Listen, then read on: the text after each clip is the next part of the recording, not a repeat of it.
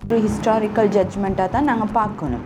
அதாவது ஒரு ஆடை உடுத்தி அதில் ஒரு சின்னம் இருந்து அவள் அரெஸ்ட் பண்ணி அதிலிருந்து அவள் இல்லை முற்றா விடுவிக்கப்பட்டிருக்கிறதோடு இது அரெஸ்ட் பண்ணின ஓஐசி அந்த நேரம் ஹசலக்கில் இருந்த சந்தன நிஷாந்த் என்ற ஓஐசி அவருடைய சொந்த நிதியிலிருந்து 30,000 ரூபாய் நஷ்ட ஈடாக சகோதரி மசாஹிமாவுக்கு வழங்க வேண்டும் என்று தீர்ப்பளிக்கப்பட்டதோடு இதில் நாங்கள் போயிட்டு கொண்டு இருக்கிறோம். ஒரு நாள் குருநாகல் என்றா ஒரு நாள் கண்டி ஒரு நாள் பதுல் அப்படி போயிட்டு இருக்கிற நேரம் எப்படி இது சாத்தியமாகும் என்று எனக்கு ஒரு விரக்தி கோபம்.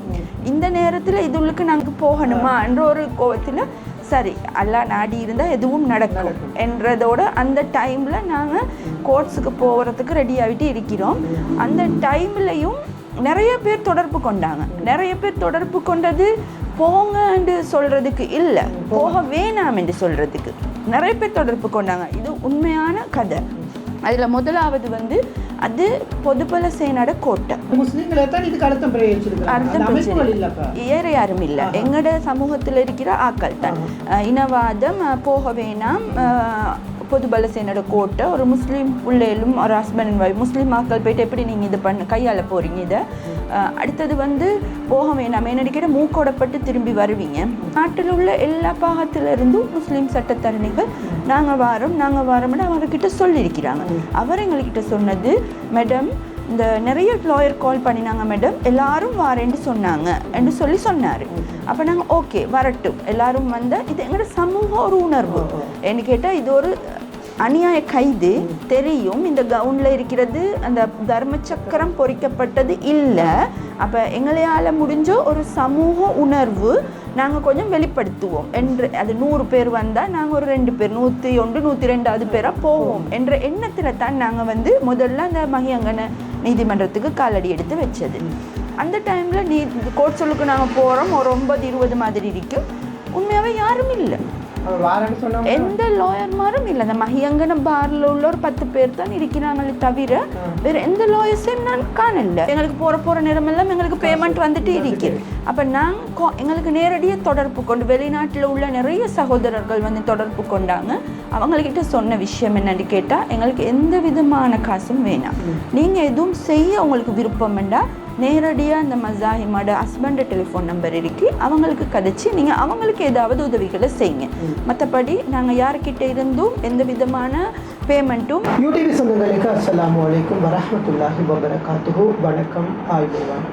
யூடிவி நிறைய விடயங்களை மக்களுக்கு தெளிவுபடுத்தி கொண்டிருக்கிறது. அந்த வகையிலே 2019ஆம் ஆண்டு இலங்கையினுடைய நிலவரங்கள் பல தெரிந்தது அறிந்தது.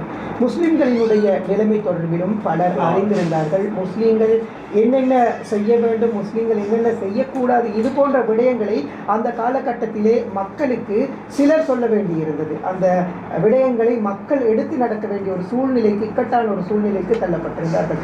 அவ்வாறான பல பிரச்சனைகள் இருந்தது. இதற்குள் முஸ்லிம்கள் எத்தனையோ பேர் சிறையில் அடைக்கப்பட்டார்கள், தண்டனை வழங்கப்பட்டார்கள், விடுதலை செய்யப்பட்டார்கள். பல நிகழ்வுகள் இவ்வாறு இருக்கின்றது. அதே போன்ற ஒரு நிகழ்வு தான் சகோதரி மசாயிமா உடைய ஒரு வழக்கு. அந்த காலத்திலே அவர் கைது செய்யப்பட்டு ஒரு ஆடையை அணிந்ததற்காக அந்த ஆடையில் பொறிக்கப்பட்டிருந்த ஒரு இலச்சினை அவரை இந்த அளவுக்கு கொண்டு சென்றிருந்தது. எனவே இது தொடர்பிலே பரவலாக மக்கள் கொதித்தெழுந்திருந்தார்கள், பேசியிருந்தார்கள். சட்டத்தரணிகள், நீதிபதிகள் இது தொடர்பிலே கருத்துக்களை பகிர்ந்திருந்தார்கள். அன்றிலிருந்து இன்று வரைக்கும் அவருக்கு நீதி கிடைக்க வேண்டும் என்கின்ற போராட்டத்திலே பலர் இணைந்திருந்தார்கள். குறிப்பாக சட்டத்தரணிகள் பலர் இதிலே களமிறங்கியிருந்தார்கள். இப்பொழுது அதற்கான நீதி கிடைத்திருக்கிறது, அதற்கான தீர்ப்பு கிடைத்திருக்கிறது. எல்லா புகழும் அல்லாஹ்வுக்கு.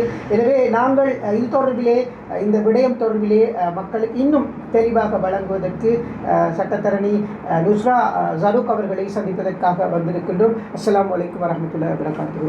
வலைக்கும் ஸலாம் வரஹ்மத்துல்லாஹி வபரகாத்துஹு. மசாயிமாவினுடைய விடயம் தொடர்பிலே நீதிமன்றத்தினுடைய உத்தரவு எவ்வாறு அமைந்திருந்தது, என்னென்ன நடவடிக்கைகளை நீங்கள் மேற்கொண்டீர்கள்? நிச்சயமாக நேற்று 30ஆம் தேதி 7ஆம் மாதம் 2025 இந்த வழக்கிட தீர்ப்பு வழங்கப்பட்டது. இதை நாங்கள் ஒரு ஹிஸ்டாரிக்கல் ஜட்ஜ்மெண்ட்டாக தான் நாங்கள் பார்க்கணும். அதாவது ஒரு ஆடை உடுத்தி அதில் ஒரு சின்னம் இருந்து அவள் அரெஸ்ட் பண்ணி அதிலிருந்து அவள் இல்லை முற்றா விடுவிக்கப்பட்டிருக்கிறதோடு இது அரெஸ்ட் பண்ணின ஓஐசி அந்த நேரம் ஹசலக்கையில் இருந்த சந்தன நிஷாந்த் என்ற ஓஐசி அவருடைய சொந்த நிதியிலிருந்து 30,000 ரூபாய் நஷ்ட ஈடாக சகோதரி மசாஹிமாவுக்கு வழங்க வேண்டும் என்று தீர்ப்பளிக்கப்பட்டதோடு அரசியலமைப்பின் உறுப்புரைகள் 12(1), 13(1), 13(2) போன்ற உறுப்பினர்கள் மீறப்பட்டுள்ளது உறுதிப்படுத்தப்பட்டுள்ளது. இதுதான் இந்த நேற்றைய நீதிமன்ற நடவடிக்கைகளில் கிடைத்த முக்கியமான தீர்ப்புகள். அதுபோக இன்னும் சில கட்டளைகள் ஆர்டர்கள் வந்து ஐஜிபிக்கும் நீதிமன்றத்தால் வழங்கப்பட்டது. இந்த போலீஸ் ஒழுக்காற்று நடவடிக்கைகள் சம்பந்தமாகவும் அடுத்தது அந்த நிதி வந்து சொந்த நிதியில் தான் வழங்கப்பட வேண்டும் என்று கண்காணித்து அறிக்கை சமர்ப்பிப்பது தொடர்பாகவும் கட்டளைகள் வழங்கப்பட்டன. இப்போ இந்த சம்பவம் பார்த்தீங்கன்னு சொன்னால் ஹசலக்கையில் இடம்பெறுது.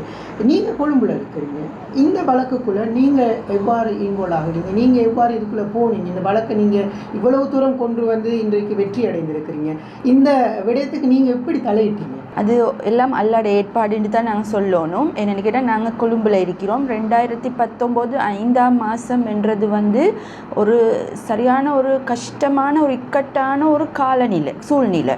என்னென்னு கேட்டால் ஏப்ரல் 21 தாக்குதலுக்கு பின் நிறைய அப்பாவி பொதுமக்கள் சந்தேகத்தின் பேரில் நாடு பூராகவும் கைது செய்யப்பட்டு சிறையில் அடைக்கப்பட்டிருந்த சந்தர்ப்பத்தில் ஏதோ நடக்கக்கூடாத ஒரு விஷயம் உண்டு. அதாவது ஒரு யாரும் இனி எதிர்வரும் காலங்களில் இப்படியான ஒரு நடவடிக்கை செய்யக்கூடாது என்றதுக்கு ஒரு உதாரணமான காலம் தான் அது. அதாவது அந்தந்த பகுதியில் இருக்கிற சட்டத்தரணிகள் கூட பயங்கரவாத தடுப்பு சட்டத்தில் அரெஸ்ட் பண்ணப்பட்ட ஆக்களுக்காக வேண்டி அப்பியர் ஆகாமல் அனாதரவாக விடுபட்ட ஒரு சந்தர்ப்பத்தில் தான் அந்த டைமில் நாங்கள் எங்களால் முடியுமான, அதாவது உண்மையாகவே இவங்க அப்பாவித்தான் என்று யார் நாங்கள் நினைக்கிறோமோ அந்த இடத்துல நாங்கள் அவங்களுக்காக வேண்டி அப்பியர் ஆகிட்டு இருந்தோம். இதில் ஒரு விஷயம் என்னன்னு கேட்டால் குற்றவாளி உண்மையாக குற்றம் செஞ்சவன் தண்டிக்கப்பட வேண்டும் என்றதில் எந்த மாற்று கருத்தும் இல்லை. ஆனால் அப்பாவிகள் தண்டிக்கப்படக்கூடாது, அதுதான் சட்டமும் சொல்லுது. குற்றவாளி என்று நிரூபிக்கப்படும் வரை அவரை சுத்தவாளியாக தான் நாங்கள் கருதணும். அப்போ நல்ல தெளிவாக விளங்குது. ஒரு கத்தி வச்சு கொண்டிருந்ததுக்காக வேண்டி, ஒரு குருவான் வச்சு கொண்டிருந்த, ஒரு பயான் வச்சுட்டு இருந்ததுக்காக வேண்டி வீடு பூந்து நாய் சோதனை செய்து அந்த மாதிரியான நடவடிக்கைகளில் கைது நடவடிக்கைகள் இடம்பெற்று கொண்டிருந்த நேரத்தில் ஒரு நாள் ஒரு இரவு 11 மணி இருக்கும் ஃபேஸ்புக்கில் இந்த மசாஹிமா சகோதரியிடம் அரெஸ்ட் பண்ணின ஃபோட்டோ, அந்த கவுன் மேக்ஸியில் இருந்த லோகோ அதெல்லாம் போட்டு ஒரு ஃபேஸ்புக், எனக்கு அந்த யார் போட்டதுன்னு நினைவில்லை, ஒரு ஆர்டிக்கல் ஒன்று வருது. இந்த பாதிக்கப்பட்ட சகோதரி இவங்க வந்து கைது செய்யப்பட்டிருக்கிறாங்க, இவங்க சார்பாக வழக்காடுறதுக்கு இந்த ஸ்ரீலங்காவில் வந்து யாரும் முன்னுக்கு வராங்க இல்லையே ஏன் என்ற ஒரு பதிவு வந்து காண கிடைச்சிது. அந்த சந்தர்ப்பத்தில் தான் அது ஒரு நைட் டைமில் என் கணவரால் வந்து அவர் பார்த்துட்டு இருக்க போக்கோல அவர் வந்து ரிப்ளை போடுறாரு, அதுக்கு கொமெண்ட் ஒன்று ரிப்ளை போடுறாரு. இன்ஷா அல்லாஹ் எதிர்வரும், அதாவது இந்த கேஸுக்கு நாங்கள் போகிறோம் வந்து 17ஆம் தேதி அவங்க அரெஸ்ட் பண்ணி போடுறாங்க, நாங்கள் போகிறோம் 27ஆம் தேதி தான் இந்த கேஸுக்கு என்டர் ஆகுறோம். ஆரம்பத்திலே போயிட்டோம். 17ஆம் தேதி அரெஸ்ட் பண்ணி கேஸ் உள்ளுக்கு அவங்கள ரிமாண்ட், அதாவது ஐசிசிபிஆர் சட்டத்துக்கு கீழே அவங்கள போடுறாங்க. அப்போ நாங்கள் அந்த எங்களோட கணவரால் ஒரு கமெண்ட் போடப்பட்டுச்சு, இந்த வழக்குக்கு நானும் எனது மனைவியும் இந்த ஆஜராகிறோம் என்று சொல்லி ஒரு கமெண்ட் ஒன்று போடப்பட்டுச்சு. அதுக்கு நிறைய ரெஸ்பான்ஸ் வந்துச்சு, வாழ்த்துக்கள் எல்லாம் வந்துச்சு. அப்போ நாங்கள் பெருசாக கணக்கெடுக்கல. இது என்னென்னு கேட்டால் மஹியங்கன்ன்றது கொழும்புலேருந்து நிறைய தூரத்தில் இருக்கிற ஒரு பிரதேசம். அப்போ எப்படி இதை வந்து செஞ்சு கொள்ளலாம் என்னென்னு கேட்டால் ஏற்கனவே சுற்றுல நாங்கள் போயிட்டு கொண்டு இருக்கிறோம். ஒரு நாள் குருநகல் என்றா, ஒரு நாள் கண்டி, ஒரு நாள் பதுல், அப்படி போயிட்டு இருக்கிற நேரம் எப்படி இது சாத்தியமாகும் என்று எனக்கு ஒரு விரக்தி, கோபம். இந்த நேரத்தில் இதுக்கு நாங்கள் போகணுமா என்ற ஒரு அதுக்கு போகணுமா என்ற ஒரு கோபத்தில் சரி அல்லா நாடி இருந்தால் எதுவும் நடக்கும் என்றதோட அந்த டைமில் நாங்கள் கோர்ட்ஸுக்கு போகிறதுக்கு ரெடி ஆகிட்டு இருக்கிறோம். அந்த டைம்லையும் நிறைய பேர் தொடர்பு கொண்டாங்க. நிறைய பேர் தொடர்பு கொண்டது போங்க என்று சொல்கிறதுக்கு இல்லை, போக வேணாம் என்று சொல்கிறதுக்கு நிறைய பேர் தொடர்பு கொண்டாங்க. இது உண்மையான கதை. அதில் முதலாவது வந்து அது பொதுபல சேனோட கோட்டை. நீங்கள் அதாவது மன்னிக்கணும், இப்போ இதையும் தெளிவுபடுத்தி இதை உங்களுக்கு தடங்களாவா சொல்கிறாங்க உங்களுக்கு? போகக்கூடாது. நாங்கள் இப்போ நாளைக்கு இன்றைக்கு மிட் நைட் நாங்கள் எப்படியும் போகிறதுன்னு சொன்னால் முதல் நாள் போகிறது இல்லை, அந்த 2 ராவுத்தான் போயிட்டு காலையில் கோர்ட்ஸுக்கு அட்டென்ட் பண்ணுறது. அப்போ போகக்கூடாதுன்னு சொன்னால் அது வந்து பொதுபல சேனோட கோட்டை. அந்த டைமில் நாங்கள் சாரியெல்லாம் உடுக்கிறது இல்லை, அபாயா போட்டு அந்த கோட் சொல்லுக்கு அபாயா போட்டு ஸ்கார்ஃப் போட்டு ஒரு பொம்பளை புள்ள வந்து எப்படி போறது? அந்த இனவாதம் எங்கட இனத்தில் உள்ள முஸ்லிம் மக்களோட இனவாத கருத்துக்கள். வேற யாரும் இல்ல, எங்கட சமூகத்தில் இருக்கிற ஆக்கள் தான். இனவாதம் போக வேணாம், பொதுபல சேனோட கோட்டை, ஒரு முஸ்லீம் பிள்ளைகளும் ஒரு ஹஸ்பண்ட் அண்ட் ஒய்ஃப் முஸ்லீம் மக்கள் போயிட்டு எப்படி நீங்கள் இது கையாள போகிறீங்க இதை? அடுத்தது வந்து போக வேணாம், என்னடிக்கிட்ட மூக்கோடப்பட்டு திரும்பி வருவீங்க. இப்படியான கருத்துக்கள் எல்லாம் நிறைய வந்துச்சு. எவ்வளோ தடுக்க இயலுமோ அவ்வளோ தடுக்கிறதுக்கு தான் பார்த்தாங்க. ஆனாலும் அந்த சகோதரி மசாயிமோட கணவரோட தொடர்பு கொண்டு நாங்கள் வாரம் என்று ஒரு வாக்குறுதி நாங்கள் கொடுத்தோம். அப்போ வாரம் என்று வாக்குறுதி கொடுத்தா சரி என்ன நடந்தாலும் போயிட்டு தான் பார்ப்போமே. ஏன்னு கேட்டால் நாட்டில் உள்ள எல்லா பாகத்திலிருந்தும் முஸ்லீம் சட்டத்தரணிகள் நாங்கள் வாரம்னு அவர்கிட்ட சொல்லியிருக்கிறாங்க. அவர் எங்கள்கிட்ட சொன்னது, மேடம் இந்த நிறைய லாயர் கால் பண்ணினாங்க மேடம், எல்லாரும் வாரேன்னு சொன்னாங்க என்று சொன்னார். அப்போ நாங்கள் ஓகே வரட்டும் எல்லாரும் வந்த இது எங்களோட சமூக ஒரு உணர்வு. என்ன கேட்டால் இது ஒரு அநியாய கைது தெரியும், இந்த கவுனில் இருக்கிறது அந்த தர்ம சக்கரம் பொறிக்கப்பட்டது இல்லை. அப்போ எங்களையால் முடிஞ்ச ஒரு சமூக உணர்வு நாங்கள் கொஞ்சம் வெளிப்படுத்துவோம் என்று, அது 100 பேர் வந்தால் நாங்கள் ஒரு 2 பேர் 101 102வது பேராக போவோம் என்ற எண்ணத்தில் தான் நாங்கள் வந்து முதல்ல அந்த மகியங்கன நீதிமன்றத்துக்கு காலடி எடுத்து வச்சது. அந்த டைமில் கோர்ட் சொல்லுக்கு நாங்கள் போகிறோம், ஒரு 9-20 மாதிரி இருக்கும். உண்மையாகவே யாரும் இல்லை, எந்த லாயர்மாரும் இல்லை. அந்த மகியங்கன பார்ல உள்ள ஒரு 10 பேர் தான் இருக்கிறாங்களே தவிர வேற எந்த லாயர்ஸையும் நான் காணல. அப்போ அந்த மசாயிமோட கணவர் வந்து சொல்றாரு, மேடம் நிறைய பேர் வாரேன்னாங்க, யாருமே இன்னும் வரக்காட்டும் வரல. நாங்கள் நினச்சோம் அது மாதிரி நீங்களும் வராமல் இருந்துருவீங்க, நீங்கள் 2 பேரும் வராமல் இருந்துருவீங்கண்டு. சரி பரவாயில்ல, அல்லாட நாட்டம் இது தான் பார்ப்போம் நாங்கள் என்று சொல்லித்தான் அந்த கேஸுள்ளுக்கு நாங்கள் என்டர் ஆகினது. ஆக நிறைய தடைகளை தாண்டி தான் அந்த கேஸுள்ளுக்கு போனது. நாங்கள் எதையும் எதிர்பார்த்தோ, எந்த புகழோனும் யாரும் இது செய்யணும், எங்களுக்கு பணம் வரணும், எங்களுக்கு ஃபீஸ் எடுக்கணும், எதையும் எதிர்பார்த்து நாங்கள் போகலை. இதில் இருக்கிற ஒரே ஒரு முக்கியம் அந்த சமூக உணர்வு. அதாவது எங்களோட கல்வியை வந்து நாங்கள் எப்படி பயன்படுத்துகிறோம் என்ற ஒரு ரீதி ஒன்றில் தான் அதை பயன்படுத்தினோமே தவிர இப்படி தான் நாங்கள் அந்த கேஸுகளுக்கு என்டர் ஆகினா எப்படியுமே பௌத்த மதத்தை அவமதிச்சை என்ற குற்றச்சாட்டில் தான் ICCPR செக்ஷன் 3க்கு கீழே வழக்கு போட்டிருந்தாங்க. ICCPR என்றா பெயில் வந்து ஹைகோர்ட். அப்போ மகியங்கன மேஜிஸ்ட்ரேட்டுக்கு வந்து அதிகாரம் இல்லை பெயில் கொடுக்கறதுக்கு. ஆகவே அதுக்கான அடுத்த ப்ரொசீஜரை செய்கிறதுக்காக வேண்டி அவங்கள திரும்ப ரிமாண்ட் பண்ணினா அடுத்த நேரம் சட்டமா அதிபர் ஆலோசனையில் இந்த தர நிர்ணய அமைப்புக்கு, அதாவது ஸ்ரீலங்கா ஸ்டாண்டர்ட்ஸ்ன்னு சொல்லுவாங்களே, அதுக்கு அனுப்பினாங்க. இவன் உடுத்திருந்த இந்த கவுனில் இருக்கிற சின்னம் பௌத்த மதத்திட தர்ம சக்கரமா என்று பாருங்கன்னு சொல்லி அங்கேருந்து ரிப்போர்ட் வந்துச்சு. இந்த தர்ம சக்கரத்துக்கு பிரத்யேகமான ஒரு உருவம் இல்லை, வடிவம் இல்லை, அதனால எங்களுக்கு மேட்ச் பண்ண ஏழாண்டு ஒரு ரிப்போர்ட் ஒன்று வந்துச்சு. அதன் அடிப்படையில் வந்து அட்டர்னி ஜெனரல் வந்து ICCPR நீக்கிட்டு பீனல் கோட் ஆஃபென்ஸாக 291B போட்டு வந்து பெயில் அவுட் பண்ணுறதுக்கு அதிகாரத்தை மஜிஸ்ட்ரேட்டுக்கு வழங்கியிருந்தார். இதனால தான் நான் நினைக்கிறேன் ஜூன் மாதம் 3ஆம் தேதி 2019 வந்து இவருக்கு வந்து பெயில் வழங்கப்பட்டுச்சு. இதுதான் இந்த கைதிட ஆரம்ப கட்டம். இப்போ சில பேர் நினைப்பாங்க நிறைய இந்த மாதிரி கேஸுகளுக்கு வந்து நிறைய பணம் எடுக்கிறாங்க. இப்போ நீங்கள் அண்மையில் இந்த இஸ்ரேல் விவகாரம் தொடர்பில் இளைஞர் ஸ்டிக்கர் வைத்திருந்த இளைஞர்கள் தொடர்பில் கூட நிறைய அவங்க பெற்றோர்கள் வந்து இந்த மாதிரி வழக்குகளை அது PTA சட்டத்தின் கீழே கைது செய்யப்பட்டு நிறைய பணங்கள் செலவிடணும். இப்போ அவங்க மக்கள் நினைக்கல, இது மாதிரி நினைக்கிறவங்க இருக்கிறாங்க. நீங்கள் போகிறேன்னு சொல்கிற நேரமே உங்களை போவேன்னு சொல்கிற சமூகம் இது போல நினைக்க நிறைய காசு எடுத்திருப்பீங்க தானே, நிறைய அவங்களுக்கு கிடைச்சிருக்கு தானே, இதனால தானே போயிருப்பாங்க அப்படின்னு சொல்லலாங்க. இந்த விவகாரம் இல்லை இது வந்து நான் சொல்கிறேன் சரிதான். சரி சாதாரணமாக சரி. என்னென்னு கேட்டால் ஒரு ஸ்டேஷன்லேருந்து இப்போ எங்களோட ஸ்டேஷன் கிளம்பு, நாங்கள் ப்ராக்டிஸ் பண்ணுற ஏரியா கிளம்புலேருந்து நாங்கள் அவுட்டுக்கு போகிறேன்னு சொன்னால் எப்படியும் ஒரு ரீசனபிளான ஒரு அமௌண்ட் உண்டு நாங்கள் கோட் பண்ணி தான் போவோம்.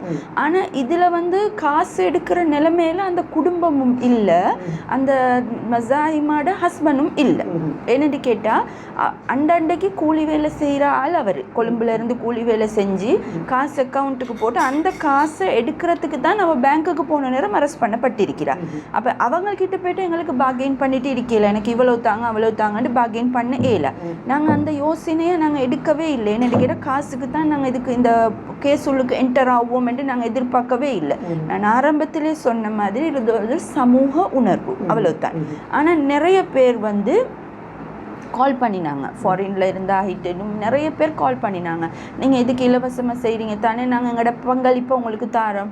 நாங்கள் சொன்னோம் வேணாம், தயவு செஞ்சு எங்களுக்கு யாரோட காசும் 5% வேணாம். ஏன்னு கேட்டால் நாங்கள் அல்லாட நாட்டத்தை நாடி செஞ்சுருக்கிறோம். எனக்கு கேட்டால் எங்களுக்கு போன உடனே அந்த அவள் வந்து பெயிலில் எடுக்கல, அடுத்த நாள் போயிட்டு எப்படியோ 16 நாள் அவள் வந்து ரிமாண்டில் இருக்க வேண்டியது இருந்துச்சு. அது ஒரு கில்ட்டி மாதிரி எங்களுக்கு. இப்படி ஒரு பாதிப்பு இந்த அவளுக்கு நடக்குது, எங்களையால் எந்த விதமான உதவியும் செஞ்சு கொள்ள இல்லாமல் போகுது, அது ஒரு கில்ட்டி ஃபீலிங். அப்போ அப்படி இருக்கிற நேரம் நாங்கள் வந்து காசு எடுக்கத்தான் நாங்கள் போகணும் என்று சொன்னால் இன்னும் கொஞ்ச நாள் அவர் ரிமாண்டில் இருக்கேன். அப்போ எங்களுக்கு போகிற நேரமெல்லாம் எங்களுக்கு பேமெண்ட் வந்துட்டு இருக்கு. அப்போ நாங்கள் எங்களுக்கு நேரடியாக தொடர்பு கொண்டு வெளிநாட்டில் உள்ள நிறைய சகோதரர்கள் வந்து தொடர்பு கொண்டாங்க. அவங்கக்கிட்ட சொன்ன விஷயம் என்னன்னு கேட்டால் எங்களுக்கு எந்த விதமான காசும் வேணாம், நீங்கள் எதுவும் செய்ய உங்களுக்கு விருப்பம் வேண்டாம், நேரடியாக அந்த மசாஹிமாட ஹஸ்பண்ட் டெலிஃபோன் நம்பர் இருக்கு, அவங்களுக்கு கதைச்சி நீங்கள் அவங்களுக்கு ஏதாவது உதவிகளை செய்யுங்க.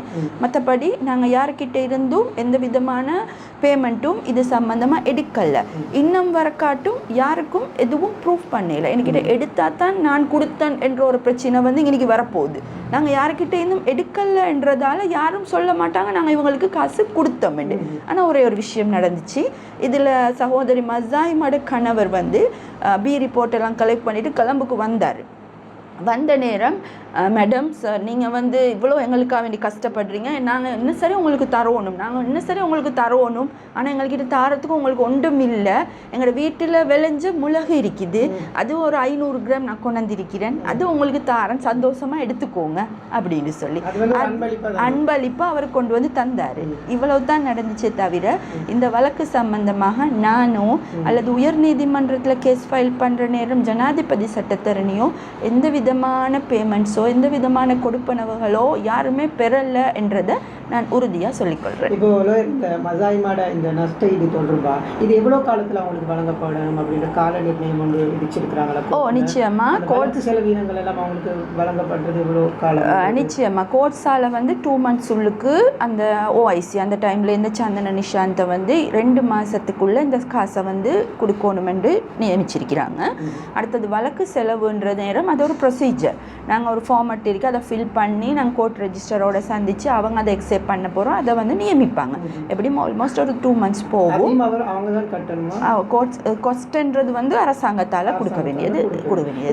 கடைசி ஒரு கேள்வி, இப்போ இந்த இலச்சினைகள் பொறிக்கப்பட்ட ஆடைகள் உடுக்க முடியுமா முடியாது, அந்த சட்டத்தில் என்ன மாதிரியான விவகாரங்கள் இருக்குது அதே கொஞ்சம் இல்லை. இப்போ இந்த கேஸோட நாங்கள் வந்து இது தர்ம சக்கரம் இல்லைன்றது எங்களுக்கு தெரிஞ்சிட்டு, ஆனால் இலச்சினைகளோட உடுக்கப்பட்ட ஆடை என்று சொன்னால் அந்த பிரிட்டிஷ் சிட்டிசன் ஒன்று ஸ்ரீலங்காவில் வந்து உங்களுக்கு நினைவிருக்கும், நிகம்பு போலீஸால் கைது செய்யப்பட்டாங்க. அவங்க டேட்டூ ஒன்று போட்டேன், புத்தர்ட முகம் பதிச்ச ஒரு டேட்டூ போட்டேன்னு சொல்லி புத்தம் மதிச்சு அவமதிச்சேன்றதாக கைது செய்யப்பட்டாங்க.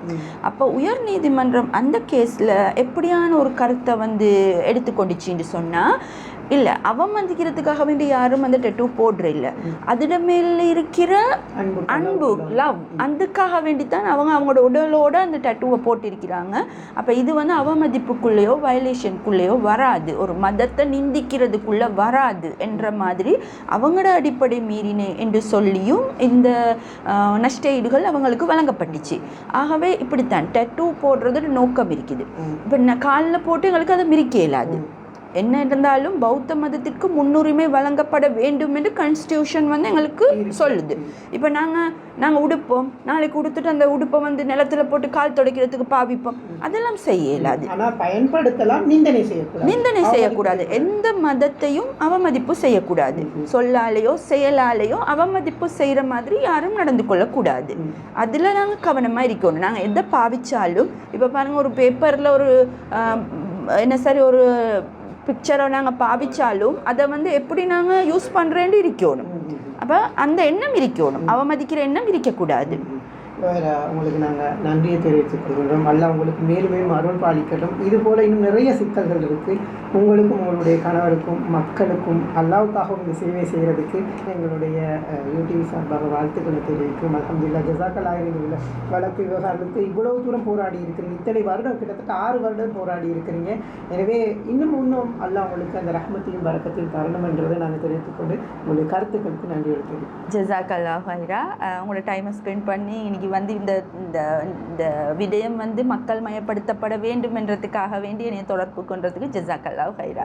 நல்லது. நாங்கள் நுஸ்ரா தாரூக் அவர்களிடம் மசாயிமானுடைய வழக்கு விவகாரம் தொடர்ந்த தெளிவான விடயங்களை, அவங்க எப்படி இருக்கிற வழக்குகளை வந்தாங்க, எவ்வாறு போராட்டங்களை முன்னெடுத்தாங்க, எவ்வாறு போராடி இந்த வழக்கில் வெற்றி பெற்றாங்க என்ற விடயத்தை தெளிவுபடுத்தி இருக்கிறோம். எனவே அவருக்கும் அவருடைய கணவருக்கும் நாங்கள் நன்றிகளை தெரிவித்துக் கொள்கிறோம். எங்களுடைய சமூகம் சார்ந்த ஒரு விடயம், ஒரு மாவட்டத்தில் இருந்து இன்னொரு மாவட்டத்திற்கு நேரம் காலம் பாராது, ₹1 கூட பணத்தை பெறாது சென்று அவர்களுக்காக உதவி செய்து அவர்களுக்கு விடுதலை வாங்கி கொடுத்து அவர்களுடைய இந்த வழக்கிலே மனித உரிமை மீறல் அல்லது இது வந்து ஒரு மீறலான ஒரு செயல் என்கின்ற கைது விவகாரத்திலே அதனுடைய தீர்ப்பை பெற்றுக் கொடுத்திருக்கிறார்கள். நாங்கள் நன்றிகளை தெரிவித்துக் கொள்கின்றோம். மற்றும் ஒரு தொகுப்பில் சந்திக்கலாம்.